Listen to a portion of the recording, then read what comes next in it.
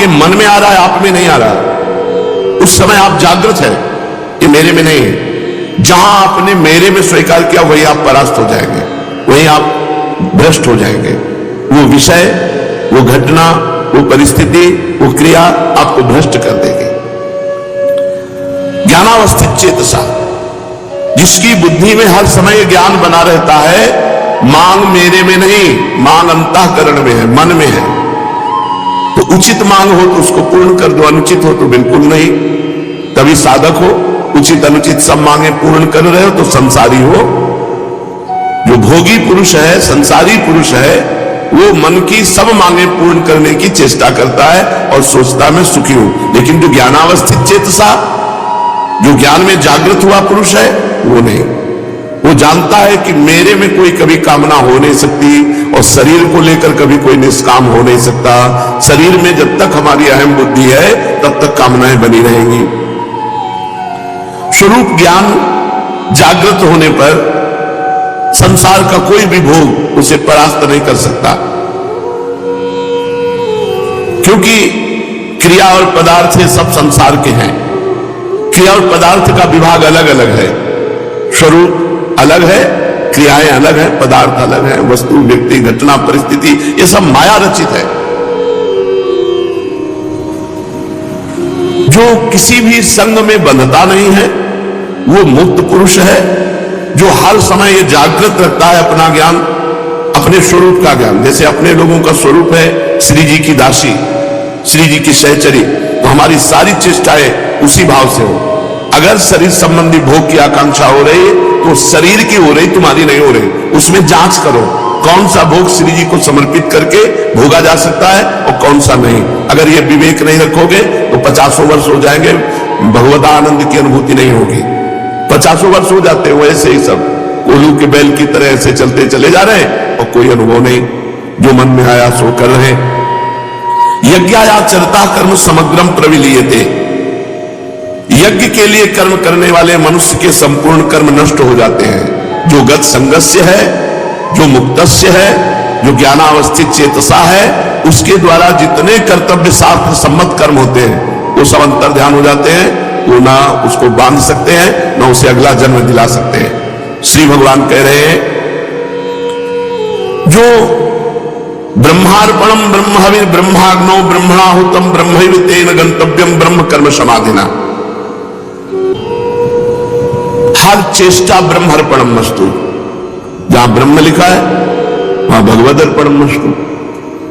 कोई भी तुम्हारी, कोई भी पदार्थ, कोई भी बिना भगवद अर्पण किए हुए प्रयोग नहीं करना चाहिए, चाहे वस्त्र हो, अमनिया, कुछ भी नहीं। ब्रह्मार्पणम अपने हमें से भक्ति भाव के अंतर्गत लाके कहते हैं जो अर्पण किया हुआ पदार्थ पाता है उसकी बुद्धि पवित्र रहती है, और जो अनर्पित पदार्थ पाता है, मिला बस खा लिया, आया बस पहन लिया, नहीं, पहले प्रभु को अर्पित करो। पहले प्रभु को अर्पित करके जब आप उसका प्रयोग करेंगे तो ब्रह्मार्पणम है, वो तुम्हारी बुद्धि को परम पवित्र रखेगा। जितने भी तिल, जौ, घी आदि जो भी पदार्थ हैं वो सब ब्रह्म स्वरूप है। जब प्रसाद पाओ तो भगवत स्वरूप मान करके, जो भी है सब भगवत स्वरूप, तो आपकी बुद्धि पवित्र रहेगी। कर्ता भी भगवत स्वरूप, क्रिया भी भगवत स्वरूप, पदार्थ भी भगवत स्वरूप, तो सब स्वयं ब्रह्म रूप हो जाता है, स्वयं भगवत स्वरूप हो जाता है। श्री भगवान कहते हैं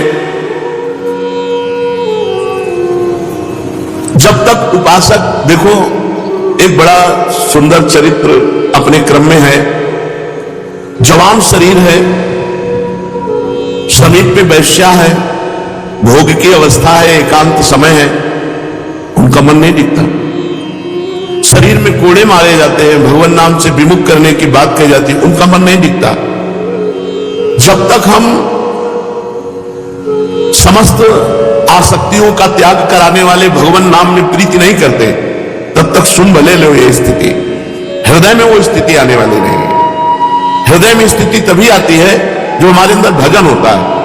आप थोड़ा सुनो और डट के भजन करो, देखो आप में स्थिति आ जाएगी। अब बहुत सुनो, नानात्मा प्रवचने न लभ्या न मेधया न बहुना श्रुतेन, बहुत सुनने वाले को भी आत्मज्ञान प्राप्त नहीं होता, बहुत प्रवचन करने वाले को भी आत्मज्ञान प्राप्त नहीं होता।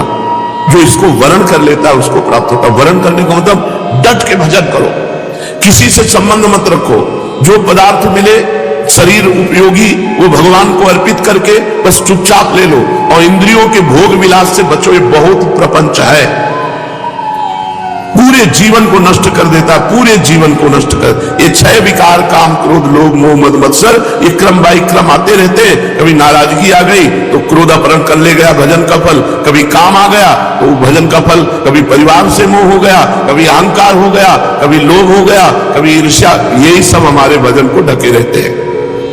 डट के भजन करो तब बात बनेगी।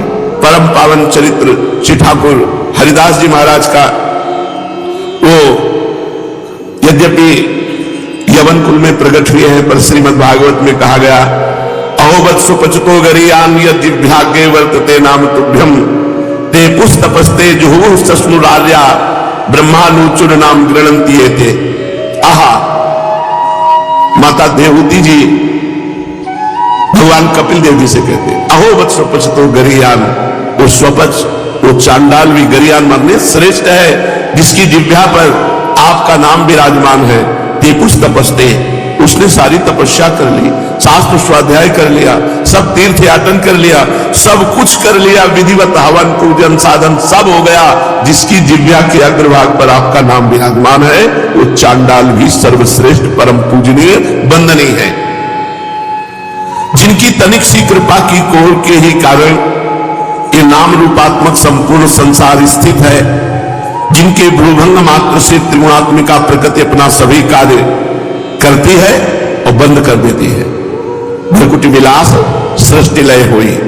उन अखिल कोटि ब्रह्मांड नायक भगवान के नाम का महात्म्य का वर्णन बेचारी अपूर्ण भाषा कर ही क्या सकती है। हरिनाम स्मरण से क्या नहीं हो सकता। देखो, भगवान का भजन करना है, पर गत संगत से, किसी का संग मत करो। मुक्तस्य, हर व्यक्ति वस्तु पदार्थ घटना परिस्थिति से बिल्कुल अलग रहो। ज्ञानावस्थित चेतसा, हर समय चेतना जागृत करते रहो। मैं भगवत स्वरूप हूं, मैं श्री जी की सहचरी हूं, मैं दास हूं, मैं सखा हूं। जो भगवान ने आपको गुरुदेव के द्वारा भाव दिलाया है, उसी भाव से जागृत रहो। हर समय जो भी आप प्रयोग करो, ब्रह्मार्पणम भगवद अर्पण करके, तब नाम का रंग, नाम भी जप रहे हो, मनमानी आचरण भी कर रहे हो, इसीलिए उसका रंग नहीं चढ़ रहा। भगवान नाम जप से कौन सा कार्य सिद्ध नहीं हो सकता। जिसकी जिह्वा को सुमधुर श्री हरि के नाम रूपी रस का चस्का लग गया है, उसके लिए फिर संसार में कोई प्राप्य वस्तु ही क्या है। यज्ञ, योग, जप, तप, ध्यान, पूजा, निष्ठा, समाधि, सभी का फल भगवान नाम में प्रीति होना है। भगवान नाम में प्रीति हो गई तो आपने यज्ञ कर लिया, जप कर लिया, तप कर लिया, ध्यान कर लिया, पूजा, निष्ठा, योग, समाधि, सबका फल मिल गया आपको। और भगवान नाम जब में प्रीति नहीं हुई तो सब आपका निरर्थक गया। यदि इन कर्मों के करने से भगवान नाम में प्रीति नहीं हुई तो इन कर्मों को व्यर्थ ही समझना चाहिए। इन सभी क्रियाओं का अंतिम और सर्वश्रेष्ठ फल यही है कि भगवान के नाम जप करने में निष्ठा हो जाए। हर समय जिह्वा रसमयी होती हुई बस नाम चल रहा है। जब नाम की ध्वनि चलती है ना, तो कुछ सुहाई नहीं देता। जब नाम का नशा चढ़ता है तो बहुत बड़ी सामर्थ्य आ जाती है। बस नाम कैसे बन करके जपना, यह बात ध्यान रखना। हर परिस्थिति में राजी रहना है, कोई आसक्ति नहीं, कोई चाह नहीं। जो चाहो भगवान के चरणों में अर्पित कर दो। असंग रहो, किसी का संग मत करो, तभी नाम का रंग आएगा। किसी का संग करोगे तो उसका प्रभाव आपके नाम जपने की रुचि पर पड़ जाएगा और नाम छूटने लगेगा, नाम में आपका भाव नहीं बनेगा। समस्त सर्वश्रेष्ठ फल है साधनों का नाम में प्रीति हो जाना। भगवान नाम ही साध्य है और सभी कर्म साधन मात्र है। नाम जप में देश काल पात्र जाति वर्ण इसका नहीं, किस जाति का, किस वर्ण का, किस समय, किस कोई पात्र है कि नहीं, इस सबका अधिकार है भगवान नाम जप करने में। पवित्र अपवित्र इनका भी व्यवहार नहीं। अपवित्र पवित्र हुआ सर्वावस्थांगतोपि वा या स्मृत पुंडरीकाक्षम सवायाभ्यांतरा शुचि। वो भीतर और बाहर से पवित्र है, जो भगवान नाम जप कर रहा है उसमें पवित्रता का भी विधान नहीं। तुम जैसी हालत में हो, जहां हो, जैसे हो, जिस किसी भी वर्ण के हो, जैसी भी स्थिति में हो, हर समय हर काल में श्री हरि के सुमधुर नामों का संकीर्तन नाम जप कर सकते हो। तुम चाहे जितने बड़े पापी हो, कितना भी बड़ा अपराध बन गया हो, नाम जप से पापी मनुष्य भी परम पावन बन जाता है। अत्यंत नीच से नीच भी सर्व पूज्य बन जाता है। सर्व पूज्य हो वत्सो गरियान, गरियान माने सर्वश्रेष्ठ, स्वपच माने चांडाल, नीच चांडाल भी इसकी जिह्वा के अग्रभाग पे भगवान का नाम है, वो सर्व पूज्य हो जाता है। छोटे से छोटा जगत पूज्य बन जाता है, छोटे से छोटा जगत पूज्य बन जाता है, बुरे से बुरा महान महात्मा बन जाता है। कबीरदास जी कहते नाम जपत कुष्ठी भलो, चुई चुई गिरे जो चाम, कंचन देह किस काम की, जी मुख नाहे राम। भले रोगी शरीर है, भले निकृष्ट है, कोई छू नहीं रहा, बड़ा गंदा शरीर है, पर मुख में भगवान का नाम है, वो जगत पावन करने वाला है। और कंचन के समान देह है और भजन नहीं हो रहा है, वो किस काम का शरीर, नष्ट हो जाएगा, किसी काम का नहीं। वास्तव में मनुष्य अगर स्वरूप की तरफ देखे तो हर समय असंग ही रहता है। असंगोहम पुरुषा, मैं असंग हूं। जो मैं तत्व है वो असंग है। इसके अलावा जो हमारा बंधन हुआ वो यही मैं का आरोप कर लेने से हुआ। ये बात जब तक शुद्ध अंतःकरण नहीं तब तक हमारी ये बात समझ में नहीं आएगी जो श्री भगवान गीता जी में कह रहे हैं। 2-4 माला जप लेना और भी भगवत कार्य कर लेना, लेकिन साथ में परिस्थिति का भोग करना, व्यक्ति से लगाव रखना, क्रियाओं में कर्तापन होना, घटना में विक्षिप्त हो जाना, ये सब हो रहा है। वास्तव में मनुष्य स्वरूप से असंगो अहम पुरुषः, जो ये पुरुष है, आत्म तत्व है, ये कभी किसी का संग नहीं करता। संग करने से ही बन रहा, स्वयं में असंग है। अगर थोड़ा सा ज्ञान हो जाए तो ये असंगता को प्राप्त हो जाए। किंतु असंग होते हुए भी ये शरीर, इंद्रियां, मन, बुद्धि, पदार्थ, परिस्थिति, व्यक्ति आदि से संबंध मानकर सुख की इच्छा से उनमें लगाव कर लेता है। सुख की इच्छा, इसे सुख मिलेगा तो व्यक्ति से लगाव कर लिया, सुख मिलेगा क्रिया से लगाव कर लिया, सुख मिलेगा परिस्थिति से लगाव कर लिया, सुख मिलेगा पदार्थ से लगाव कर लिया, इन्हीं में बंधा हुआ है। क्रिया, घटना, परिस्थिति, पदार्थ, व्यक्ति, इसी में बंधा हुआ है। बंधा हुआ ना भगवान का प्रेमी होता है ना ज्ञानी होता है। मुक्त होना पड़ेगा। हर क्रिया, हर परिस्थिति, हर घटना, हर पदार्थ, हर व्यक्ति भगवान से जोड़ दो। इसमें हमारे श्यामा श्याम विराजमान है। ये श्यामा श्याम के लिए क्रिया है, ये श्यामा श्याम के लिए पदार्थ है, ये श्यामा श्याम की वस्तु है, श्यामा श्याम की दी हुई परिस्थिति है, श्री श्यामा श्याम के द्वारा विधान की हुई घटना है। हमको विक्षिप्त नहीं होना, हमें उससे नहीं जुड़ना, हमें श्यामा श्याम से जुड़ना है। असंग स्वरूप है, पर शरीर, इंद्रियां, मन, बुद्धि, पदार्थ, परिस्थिति से व्यक्ति सुख लेने की इच्छा से लगाव कर बैठता है। बिल्कुल सत्य, सुख की इच्छा से ही बनता है। मेरी मनचाही हो जाए, जो मैं चाहता हूं वही हो, और जो मैं नहीं चाहता वो नहीं हो, ऐसा भाव जब तक रहेगा तब तक संग करते रहोगे। वस्तु, व्यक्ति, स्थान, परिस्थिति, घटना, शरीर, इनका संग हो, और जब तक संग होता रहेगा तब तक न भक्त हो, न ज्ञानी हो, न योगी हो। तीनों को असंग होना पड़ेगा। वास्तव में होता वही है जो होने वाला है। हम क्यों चाह करें? हम चाह करके फंसे क्यों किसी वस्तु, व्यक्ति, स्थान, घटना में? जो होना वही होगा। लाई घटे न तिल बढ़े, रहुरे जीव निशंक। जो विधना ने लिख दिया छठी राव के अंक, लाई घटे न तिल बढ़े, रहुरे जीव निशंक। हम क्यों चाह करें? न वस्तु की, न व्यक्ति की, न परिस्थिति की। जिस समय जो वस्तु, व्यक्ति, परिस्थिति, घटना जैसी होगी हो जाएगी, हमको तो हर समय भगवत स्मरण परायण रहना है। जो होने वाला है उसे चाहे या ना चाहे वो होके रहेगा, और जो नहीं होने वाला है उसे चाहे या ना चाहे वो नहीं होगा। जो नहीं होने वाला आप चाह करो या ना करो नहीं होगा, जो होने वाला है आप चाह करो या ना करो होके रहेगा। अतः अपनी मनचाही करके साधक फंसता है, बिना कारण फंसता है और फंस करके दुख भोगता है। इसलिए उपासक को चाहिए गत संघर्ष, क्रियाओं से, पदार्थों से, व्यक्ति से, वस्तु से, घटना से अपना कोई संबंध नहीं है। ये हर समय ज्ञान जागृत रखे, लेकिन बहुत कठिन है। मुक्तस्य, जो अपने स्वरूप से सर्वथा अलग है, उससे जो संग रहित है उसी को मुक्त पुरुष कहते हैं। स्वरूप से सब कुछ अलग है, अपने स्वरूप के सिवा, अपने परमात्मा स्वरूप के सिवा ये सब मायामय है, ये सब मिथ्या है, सब मिटेगा, सब नष्ट होगा। जो अपने स्वरूप से सर्वथा अलग है, उन क्रियाओं और शरीर आदि पदार्थों से अपना संबंध जो नहीं मानता है, कामना, ममता, आसक्ति पूर्वक उनसे अपना संबंध मान लेने से ही बंध जाता है, पराधीन हो जाता है। जो योगी, जो साधक अपने इन माने हुए शरीर, पदार्थ, क्रिया, इनसे संबंध नहीं रखता, वो मुक्तस्य, वो माया मुक्त हो जाता है, वो दुखों से मुक्त हो जाता है। ज्ञानावस्थित चेतसः, जिसकी बुद्धि स्वरूप ज्ञान में स्थित है, जिसकी बुद्धि स्वरूप ज्ञान में नित्य निरंतर जागृत है। भगवान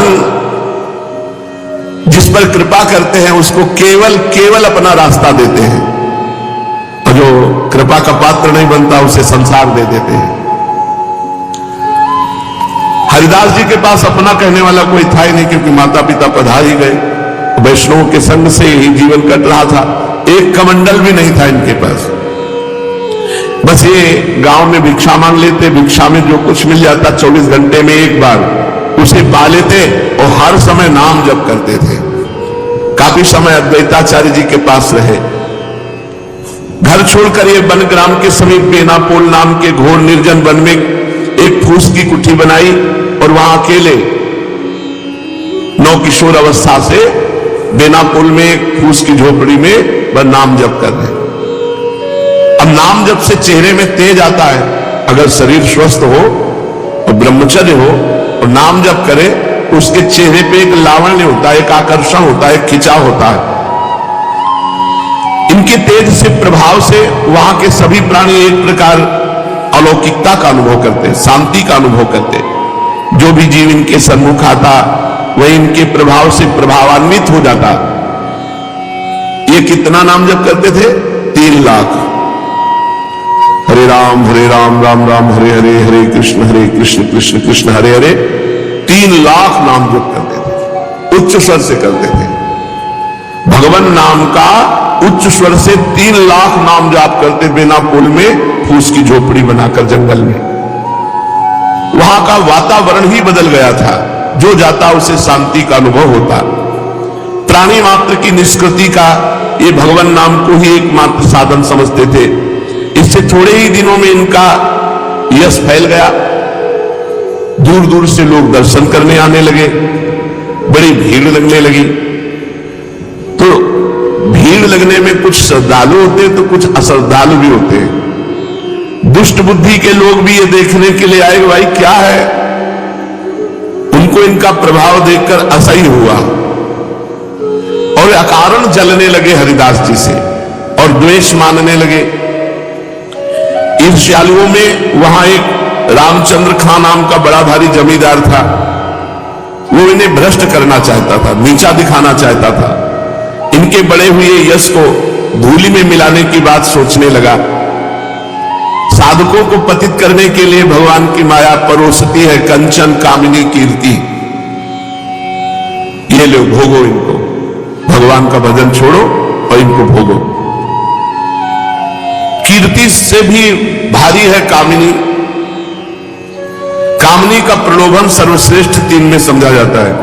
कंचन, कामिनी, कीर्ति में कामिनी का सबसे ज्यादा समझा जाता है। रामचंद्र खां ने सोचा इसी प्रलोभन के द्वारा हरिदास जी को भ्रष्ट कर दिया जाए, किंतु उनको क्या पता, सीम की चाप सके को तासु, बड़ रखवार